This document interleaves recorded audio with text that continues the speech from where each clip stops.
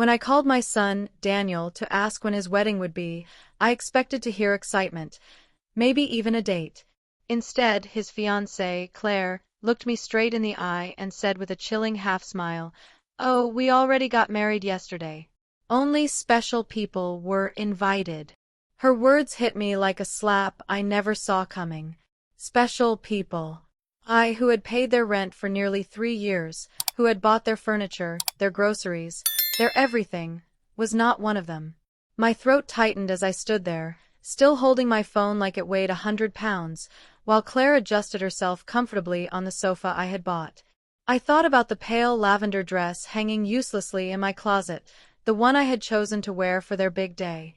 I had even bought matching shoes and a silver bracelet. All of it sat untouched, a symbol of how easily I could be erased from my own son's life. 4 months, I had saved money to gift them $1,000 for the wedding. I had told my sister Nora the good news, cleaned every corner of my house, even cooked a special dinner, imagining they might stop by to celebrate after the ceremony. I had built up an entire dream, and Claire's words shattered it in seconds. Daniel finally looked up from his phone, avoiding my eyes. "Mom," he said softly, "it was just something small, just the two of us and a witness." But I already knew he was lying. The internet showed me everything. Photos of Claire's parents, smiling beside the newlyweds. Her siblings raising champagne glasses.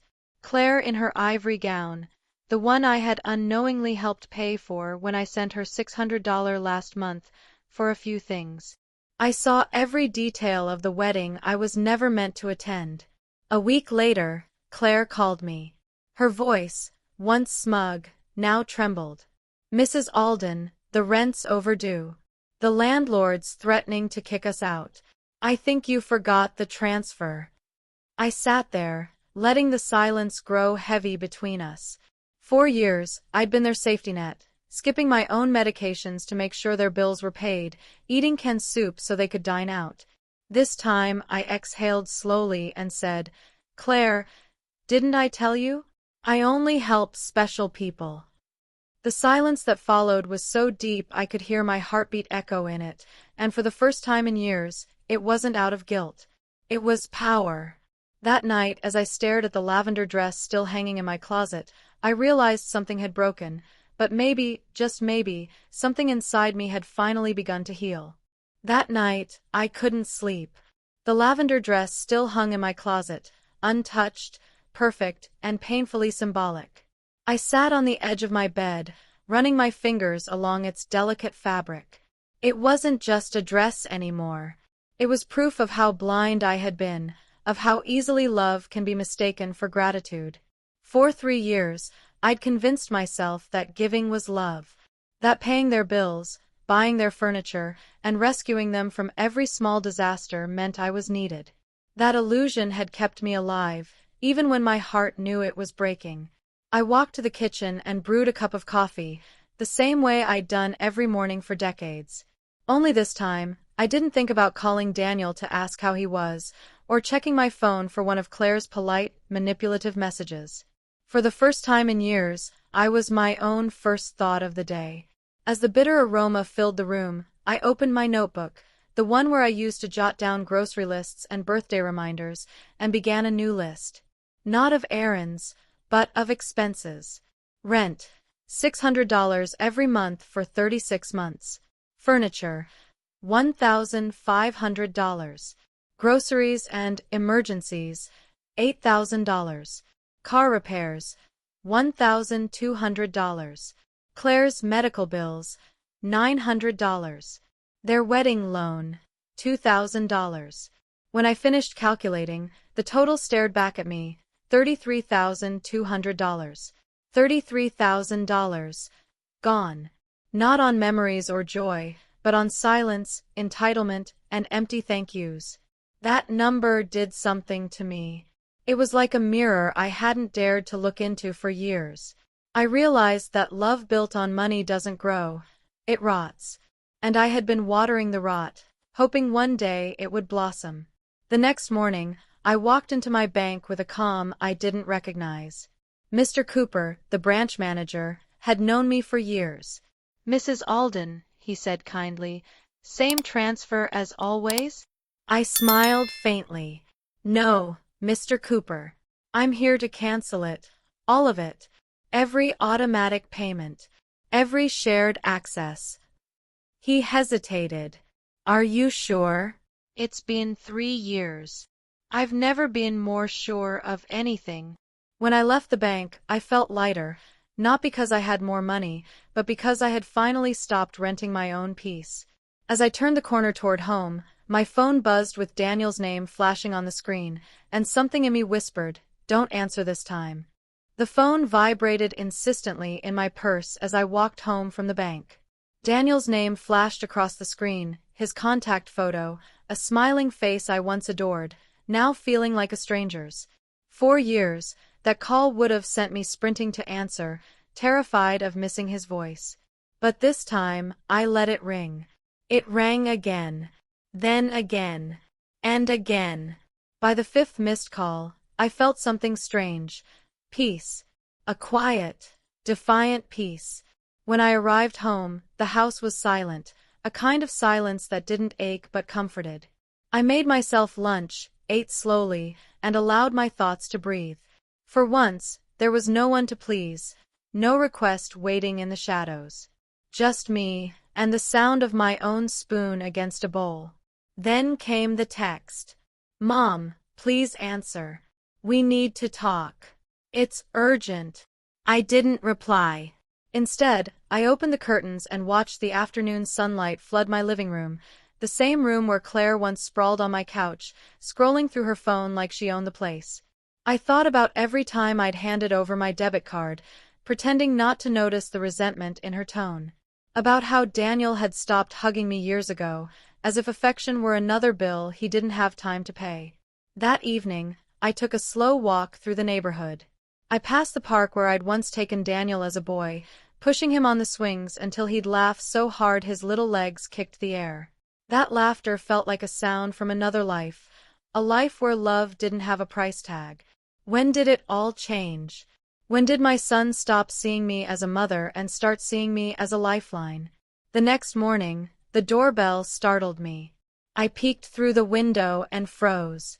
Daniel's car was parked in front of my house, Claire standing beside him in oversized sunglasses, her arms crossed, face tight with irritation. I opened the door halfway. "Mom, we need to talk," Daniel said, his voice rehearsed and brittle. "Talk," I replied, keeping my hand on the doorknob. He glanced at Claire, then back at me. "The bank said you stopped the transfers. There must be a mistake."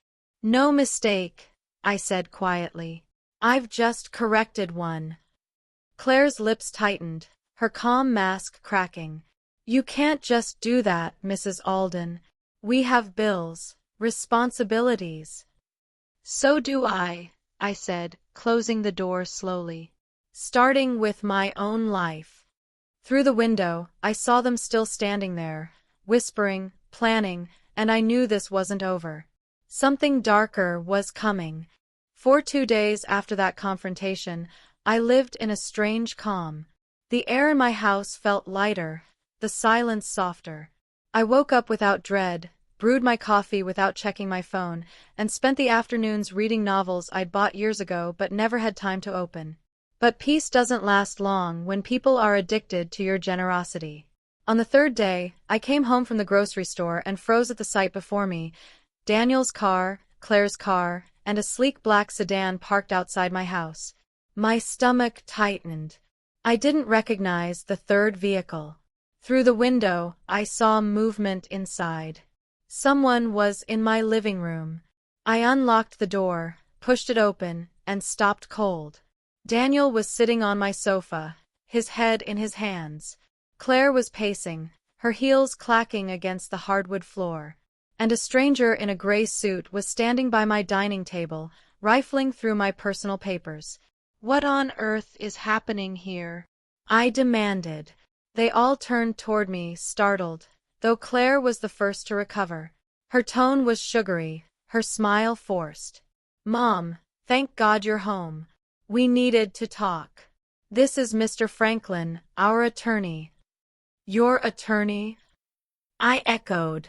Why is your attorney in my house touching my documents?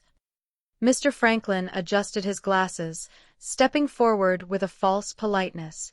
Mrs. Alden, I'm here because your children are worried about your well-being.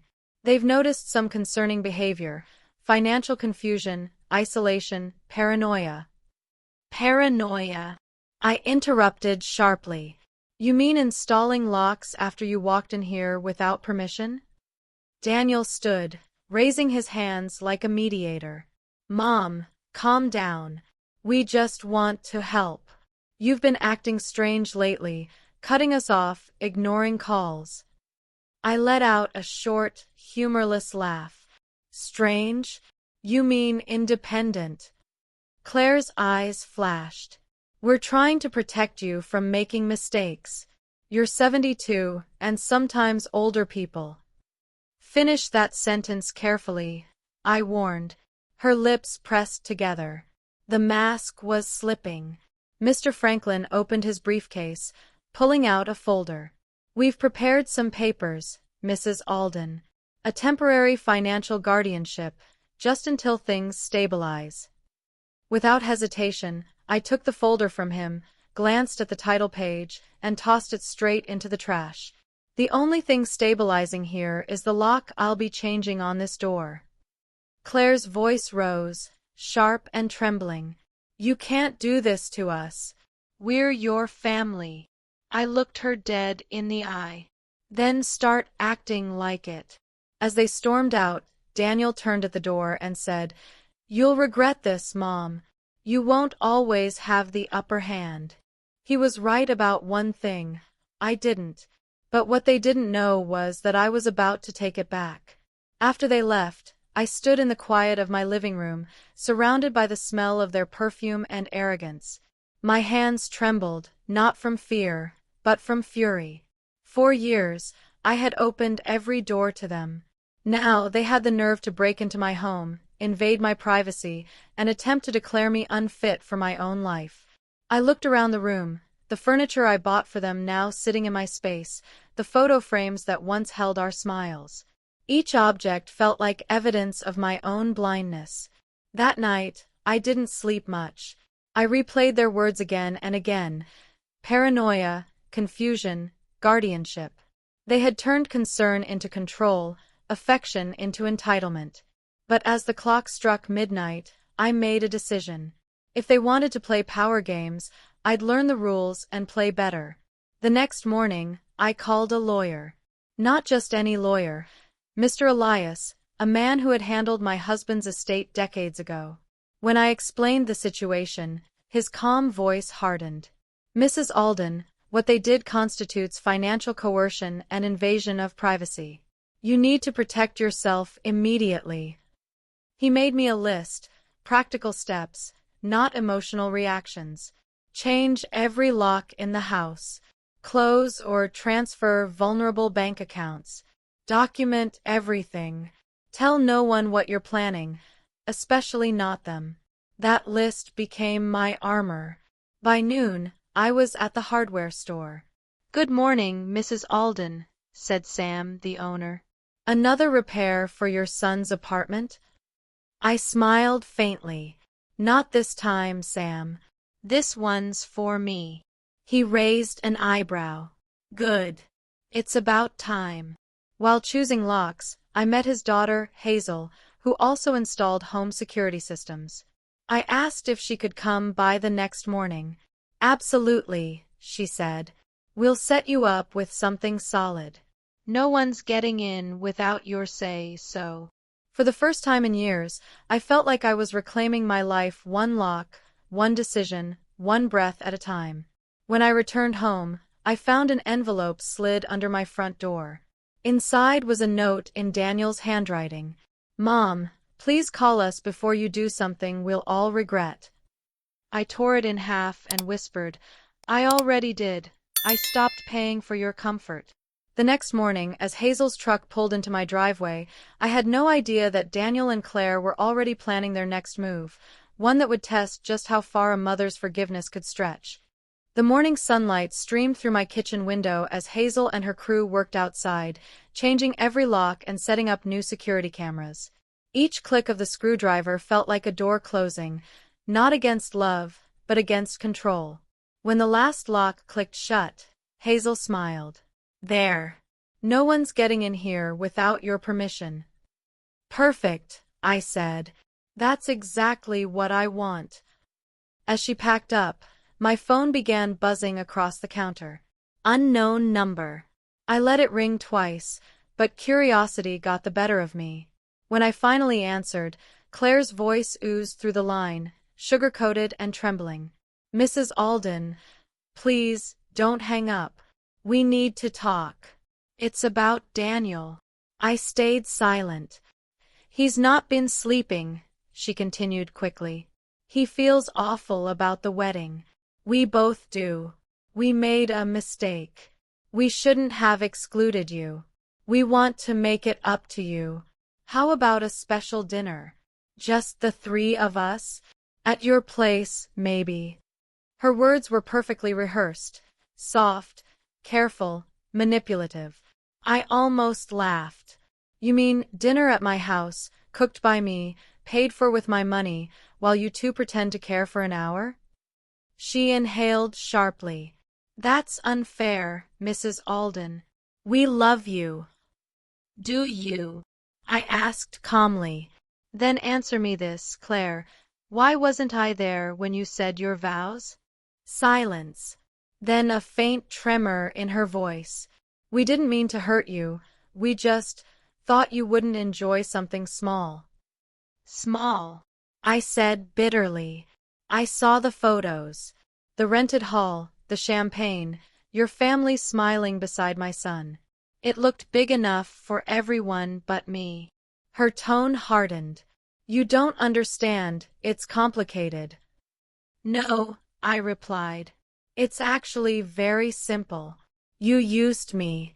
And when the money stopped, so did your manners. Claire's voice cracked. Daniel's your son. You can't just cut him off. I felt something shift inside me, a calm, steady strength. You're right. I can't cut off my son, but I can cut off the version of him who treats me like a wallet. Her breathing quickened. We'll talk again, she muttered before hanging up. I placed the phone down, my hand trembling slightly, not from fear, but release. For the first time in decades, I had spoken without begging to be understood. I glanced at the new lock on my front door and smiled. It wasn't just metal and bolts, it was a boundary, one I should have built years ago. But boundaries mean little to people who see them as obstacles. That evening, a knock on my door reminded me they weren't finished yet. Not by a long shot. It was just after sunset when I heard it, a firm, impatient knock on the door. For a moment, I froze, coffee mug halfway to my lips. I checked the new camera feed on my phone. There he was. Daniel. Alone this time. No Claire. No lawyer. But his posture, tense, agitated, told me everything I needed to know. I unlocked the door halfway but left the chain fastened. What do you need, Daniel? He exhaled sharply. Mom, can we please not do this through a locked door? I just want to talk. I studied him carefully. His eyes looked tired, but not from sleepless nights, from panic. That familiar look of desperation I'd seen every time a bill was due. You can talk from there, I said calmly. He rubbed his face with both hands. Mom, this has gone too far.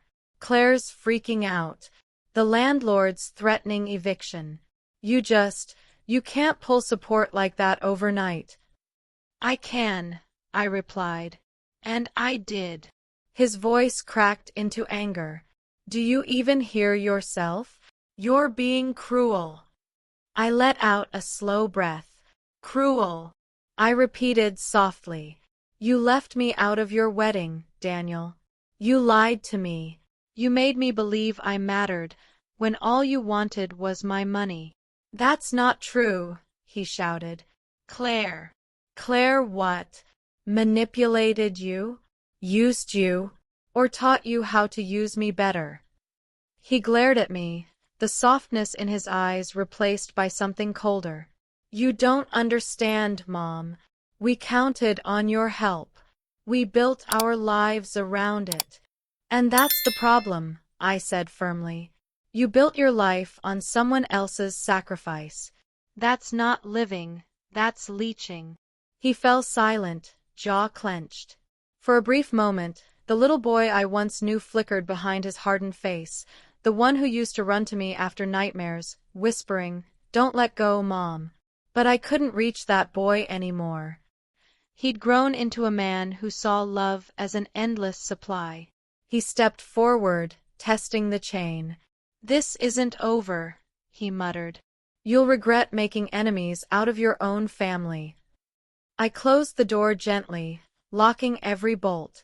My heart pounded, but not from fear, from freedom. I had survived my first storm without bending. When I returned to the living room, the camera light blinked red. Someone had been standing behind Daniel in the dark, just out of view. A second figure. The next morning, I discovered who it was, and what they'd been planning made the first confrontation look like child's play. The next morning, I replayed the camera footage. The night vision caught Daniel at my doorstep, and just behind him, half hidden by the hedge, was Claire. Her silhouette was unmistakable, arms crossed, watching everything. So she'd sent him as bait, to test how far I'd go. And when I didn't open the door fully, she'd stayed in the shadows, waiting to see what her next move should be. My stomach twisted. They weren't finished. They were planning something. Later that day, as I folded laundry, the doorbell rang again, but this time it wasn't them. A tall man in a pressed gray suit stood outside, holding a briefcase and an overly polite smile. "Mrs. Alden?" he asked. "I'm Mr. Coleman from the firm of Franklin and Company. I represent your son and daughter-in-law." I felt my pulse quicken. "I already told your colleague to stay off my property." He nodded curtly. "Yes, about that. They've raised some concerns regarding your financial behavior. They believe you may be under undue influence from outsiders and acting against your own interests. They've requested a court evaluation for competency." The word hit like thunder. Competency. I steadied my voice.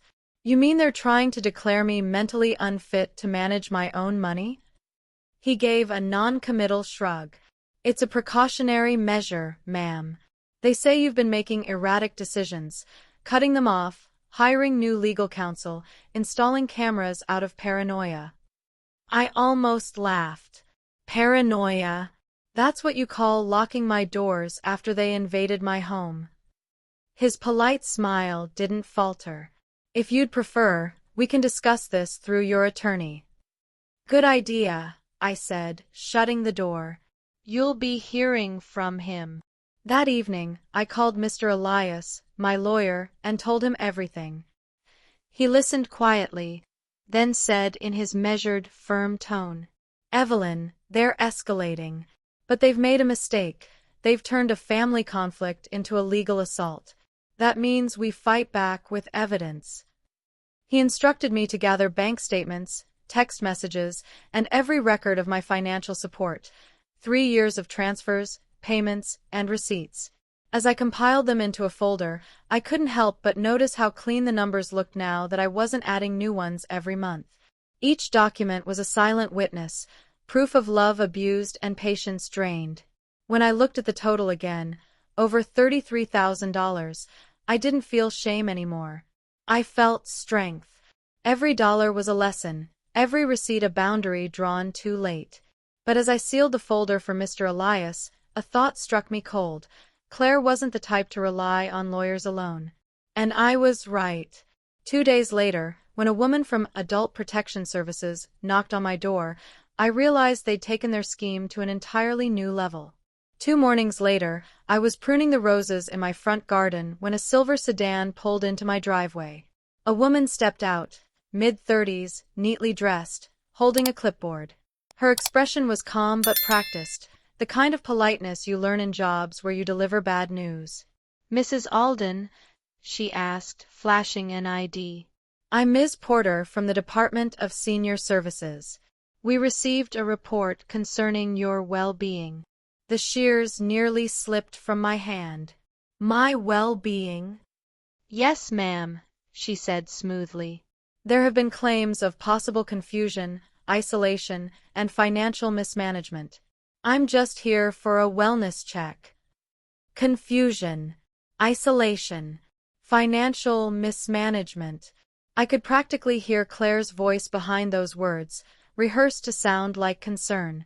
I invited Ms. Porter inside, because I knew refusing would make things worse. She took a seat on my sofa, opened her folder, and began her careful interrogation. "Do you live alone, Mrs. Alden?" "Yes." "Do you handle your own finances?"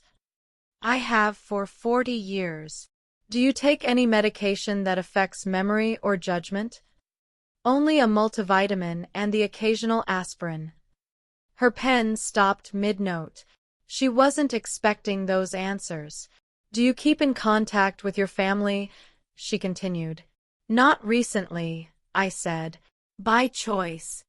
She glanced up. "By choice?" "Yes," I said firmly.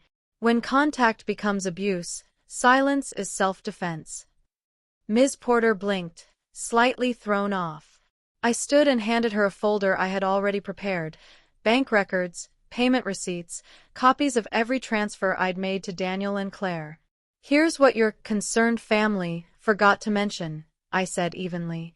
$33,000, paid from my retirement savings over 3 years. Rent, medical bills, groceries, even their wedding. They called me special until the money stopped. She flipped through the pages, her professional mask faltering. "I see. Now," I continued, "if anyone should be investigated, perhaps it's the people trying to declare a competent woman insane just to reclaim her wallet." For the first time, Ms. Porter's voice softened. "Mrs. Alden, I'm truly sorry. I think I understand what's happening here." When she left, she promised to close the report and file a counternote about potential elder financial manipulation. As her car disappeared down the street, I felt an unfamiliar rush, not fear this time, but triumph. For once, I was ahead of them. But triumph has a way of calling attention. That evening, as the sun dipped behind the trees, my camera alert pinged. Daniel's car again, parked at the corner, engine running, lights off. They weren't done, and this time, they weren't just trying to scare me. They were planning something that could destroy my name completely.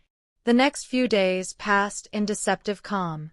I tended my garden, read old novels, and cooked meals for one without guilt or loneliness. The quiet no longer scared me, it soothed me. But peace rarely lasts when greed is plotting in the background. On Thursday afternoon, Mr. Elias called. His voice was steady but serious. "Evelyn, I just received a notice from the county courthouse. Your son and daughter-in-law have filed a petition for legal guardianship. They're claiming you're showing signs of cognitive decline." I sat down slowly, gripping the edge of the table. Cognitive decline? Yes. They've attached witness statements and supposed medical evidence. My chest tightened. Whose statements? He sighed. Claire's, of course. A neighbor named Mr. Daniels, and someone claiming to be your pharmacist. My mind raced. Mr. Daniels, the same man across the street who complained about my garden once. He must have been easy to manipulate. But my pharmacist? I'd barely spoken to him except to buy aspirin. "Evelyn," Elias continued, "they've submitted copies of unpaid medical invoices and a note from a Dr. Peterson saying you've refused recommended medication for memory issues." My blood ran cold. I don't even have a Dr. Peterson. "That's what worries me," he said grimly. "They're fabricating evidence." We drove to the pharmacy together that afternoon. The pharmacist, a kind man named Mr. Gray, looked alarmed when I showed him the document with his name on it. Mrs. Alden, I never signed this, he said, his hands trembling slightly. Your daughter-in-law came in weeks ago, asking questions about your purchases. She said she was helping manage your prescriptions. I told her you only buy vitamins. She must have twisted my words. Elias nodded, his jaw tight. Would you be willing to write a statement clarifying that? Of course, Mr. Gray said immediately. I'm so sorry. I didn't know what she was planning. One down. 2 witnesses to go. That evening, I watched the street from behind my curtain.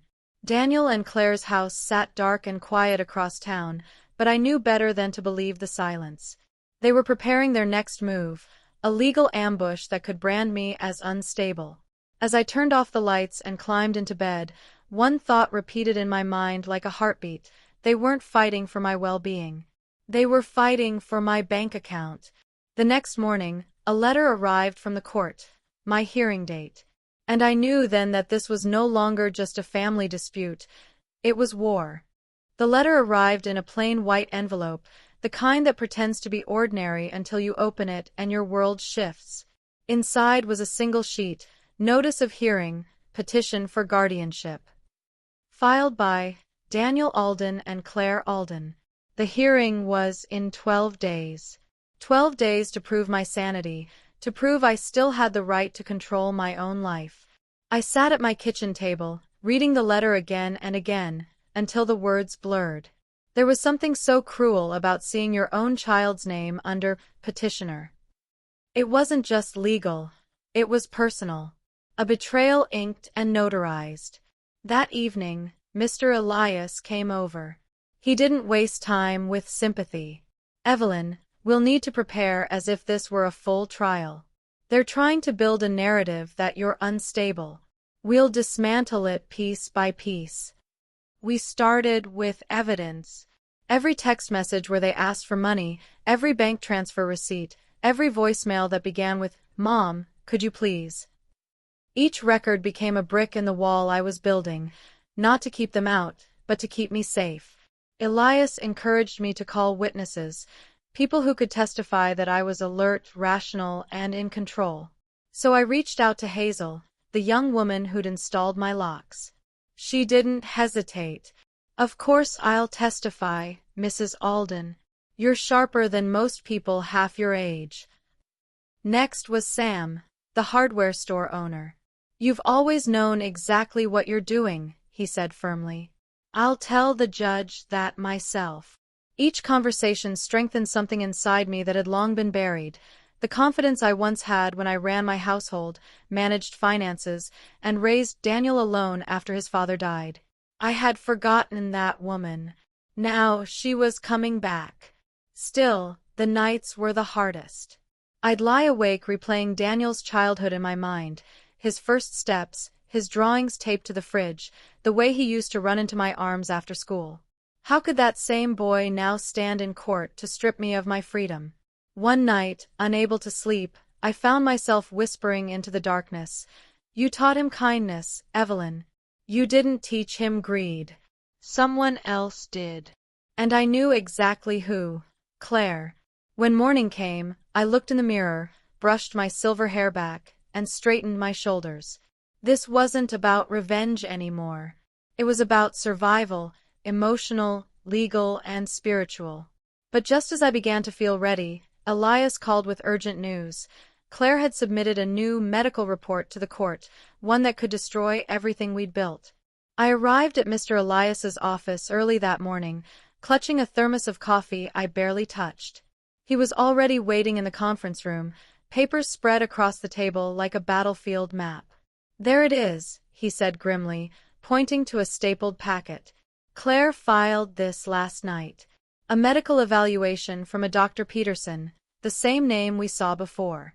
According to this, you've been diagnosed with early cognitive decline and delusional suspicion. I felt the heat rise in my face. That's not just a lie, that's a crime. Elias nodded. It is. The report is poorly constructed, but convincing enough for a casual reader. They've used a fake clinic letterhead, Maplewood Health Associates. There's no record of that clinic anywhere in the state. He handed me the papers, and as I scanned them, my hands began to shake, not from fear this time, but fury.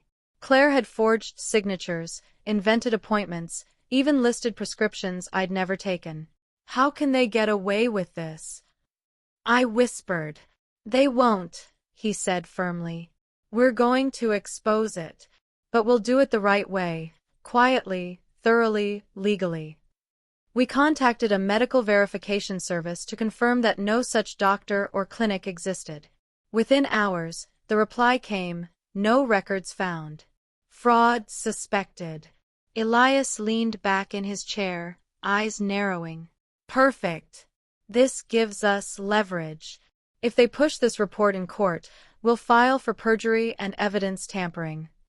For a moment, the room was silent except for the hum of the air conditioner. Then softly I said, they really think I'm helpless. Elias gave me a small smile. That's their biggest mistake. That afternoon, I drove home through the golden haze of late autumn sunlight. For the first time in months, I wasn't shaking. My mind was sharp, focused, almost electric. As I reached my driveway, I noticed a small package sitting on my porch. No label, no sender. I hesitated before picking it up, my instincts prickling. Inside was a framed photo of Daniel as a child, the one that had been missing from my mantel for years. Taped to the back was a note in Claire's handwriting. You used to love him once. Don't make us prove you don't.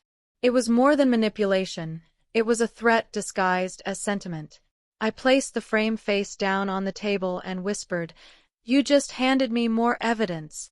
That night, I called Elias again, because I had a new idea. If Claire wanted a war of proof, I was going to give her something she'd never expect, witnesses from her own past. That night, sleep never came. I sat in the living room with the photo frame on the table, Claire's notes staring at me like a taunt. I ran my fingers across the glass, tracing the small face of my son, the boy who once clung to me after every thunderstorm. Where had that boy gone? And what had she done to him? I remembered something then, a story Claire once told at dinner, back when she was still pretending to be kind. She mentioned an old friend named Lydia, a woman she'd lost touch with after a bad business deal. Claire had laughed it off, calling Lydia too emotional. But I'd seen the tension in her jaw that night. Now, that memory felt like a thread waiting to be pulled. The next morning, I asked Hazel for help. She was young, sharp, and good with technology, and more than willing to assist. Within an hour, she'd found Lydia's social media profile, a florist in another town, divorced, with a quiet but public page. I hesitated before sending a message. Hello Lydia, you don't know me personally, but I believe we share a connection. Claire Alden, née Hartman. I'm her mother-in-law, and I think you might have experienced something similar to what I'm going through. It took only 30 minutes for the reply. Oh, Mrs. Alden. I've been waiting for someone to ask about her. Lydia called that afternoon. Her voice trembled with the kind of anger that had been buried for years. She told me how Claire had convinced her to invest in a wellness startup, then drained the account and disappeared. She'd filed a report, but Claire had vanished before the police could act. She's a chameleon, Lydia said bitterly. She mirrors people's kindness until she finds what she wants. Then she turns them into villains when they fight back. I felt my stomach twist. That's exactly what she's doing to me. I can testify, Lydia offered without hesitation. I have the old emails, the messages, even a copy of the police report. If your lawyer needs it, I'll send it tonight. When I hung up, I felt something I hadn't in a long time. Hope. For once, the truth wasn't mine alone to carry. I called Elias immediately, explaining everything.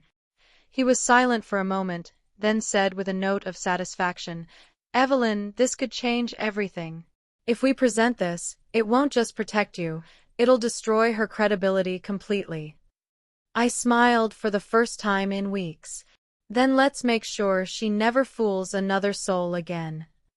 But the closer we got to exposing her, the more dangerous she became, and the next message I received wasn't a threat. It was a warning. The morning after my call with Lydia began like any other, coffee brewing, the faint hum of the fridge, birds tapping at the kitchen window. But peace feels different when you know a storm is circling. At 8:47 a.m., my phone buzzed with a new message from an unknown number. No greeting, no introduction. Just one line. Be careful. Claire's not done. She's meeting someone about you today. For a second, I thought it might be spam. Then another message followed, a photo. It showed Claire sitting in a cafe downtown, across from a man I didn't recognize.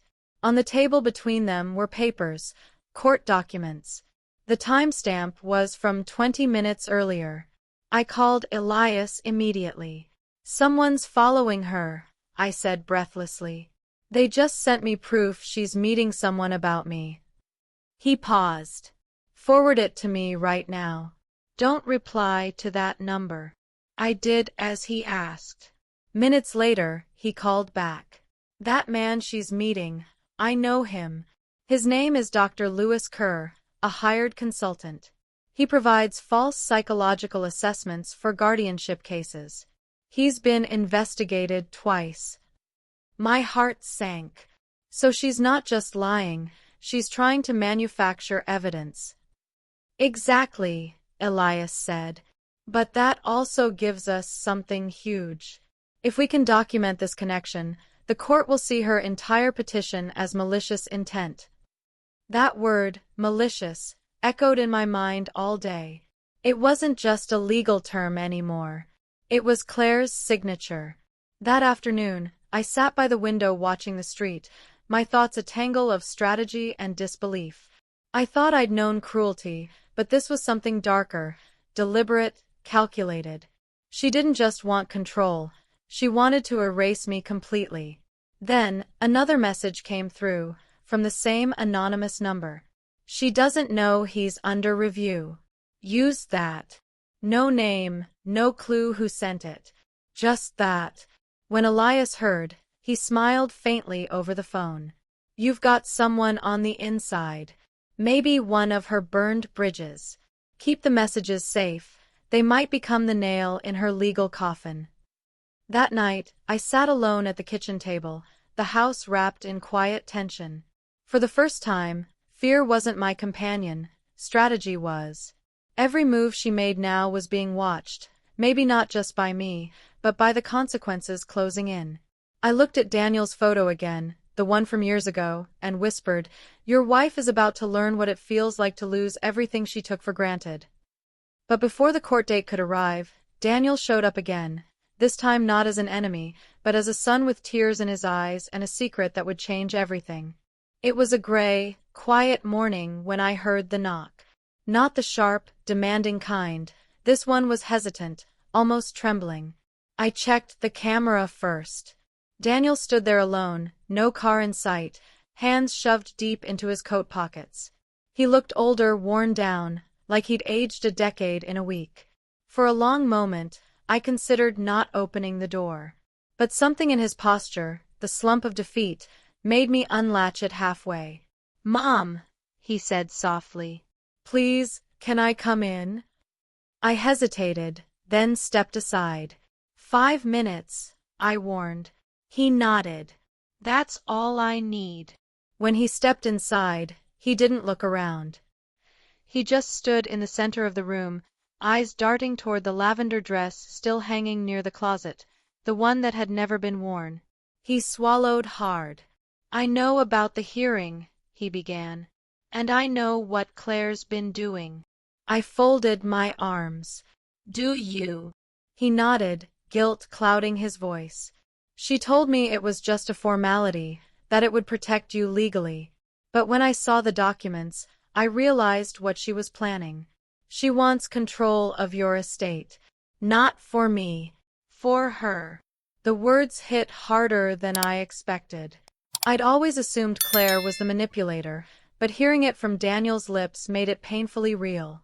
She forged the medical reports, he continued. She even paid that fake doctor to write them. I confronted her about it, and she told me, if I didn't stand by her, she'd leave.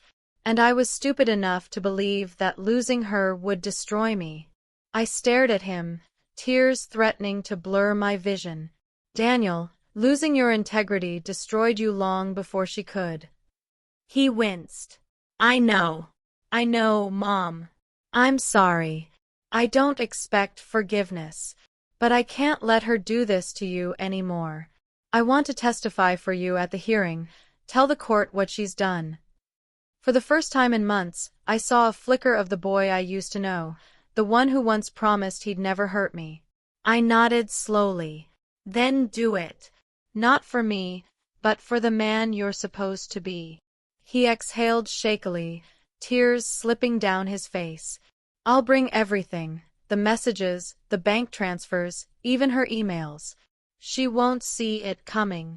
When he left, I sat back down, my hands trembling. For the first time, the truth was on my side, but so was my son.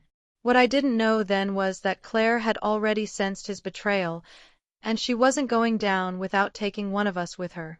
The night before the hearing, the air felt heavy, like the world was holding its breath. I sat by the window, the soft hum of the streetlights outside blending with the rhythm of my thoughts. The house was locked, cameras armed, evidence ready. Still, something inside me refused to settle. At 10:03 p.m., my phone buzzed. It was a message from Daniel. She knows. Be careful. I'm coming tomorrow early. My pulse quickened. She knows. 2 words that carried every fear I'd tried to silence. I reread the message until the screen dimmed, then stood up and checked the locks again. Front, back, windows, garage. Everything was sealed tight. I was halfway up the stairs when I heard it, a soft clink outside, like metal scraping against glass. My heart froze. Slowly, I turned off the hallway light and peeked through the curtains. Someone was in the yard. The porch light flickered as a shadow moved past it, slender, cautious, deliberate. And then I saw her face. Claire. She was wearing black, her hair tied back, a small flashlight clenched between her teeth as she rifled through the mailbox, then stepped closer to the window. She looked different, wild, frantic, like someone who'd already lost. I grabbed my phone, hands shaking, and dialed the police. But before the call connected, she looked straight at me through the glass. Our eyes met, hers filled with fury and fear all at once. Then she spoke, her voice muffled through the window but clear enough to hear. You ruined everything, Evelyn. You think you've won? You haven't. I'll make sure you regret this. I didn't move. I didn't open the door. I just kept my phone steady, recording. Within minutes, the flashing red and blue lights appeared down the street. Claire bolted toward her car, but one of the neighbors, old Mr. Taylor, stepped out with his porch light on, pointing her out to the arriving officers. They stopped her halfway down the block. When the police knocked, I handed over my phone with the video still playing. You'll want this, I said quietly. It's tonight's evidence. After they took her statement, one of the officers assured me she'd been issued a trespass warning. If she comes back, call us again. Immediately. When the door closed, I sank into the nearest chair. The adrenaline made my hands tremble, but beneath it was something stronger. Calm. Unshakable calm. Because tomorrow, finally, the truth would have its day. But just as dawn broke, Daniel called again, his voice trembling. Mom, you need to sit down. Claire's done something worse than we thought. The call came just as the morning sun began to spill through the blinds. My hands were still trembling from the night before when I saw Daniel's name flash on the screen. His voice, when I answered, was barely holding together. Mom, you need to sit down. I sank slowly onto the couch. What happened? It's Claire, he said, his voice cracking. She's filed a new affidavit. She's claiming you attacked her last night, that you tried to break into her car while she was leaving. For a moment, I couldn't even process the words. What? She's saying she has bruises. Photos. She told the court you've become unstable and violent. Mom, she's trying to flip the whole story. I laughed, not out of humor, but disbelief, a bitter, disbelieving sound. So now I'm the criminal? After she trespassed on my property, after the police saw her here. She's saying you invited her, then lost control, Daniel said quietly. She's using your age, your anxiety, even the wellness check report. Her lawyer's asking for an emergency motion to suspend your financial control until the hearing. I stood up, pacing, fury pulsing through every heartbeat. She's desperate. That's what this is, a last trick. She is desperate, Daniel admitted, his tone heavy. But Mom, she's good at lying. And people believe her. We need to be careful. I stopped pacing and looked out the window. Across the quiet street, life went on, neighbors walking dogs, sprinklers hissing, the morning ordinary in every way except mine. I've got the footage, I said finally. The cameras recorded everything last night.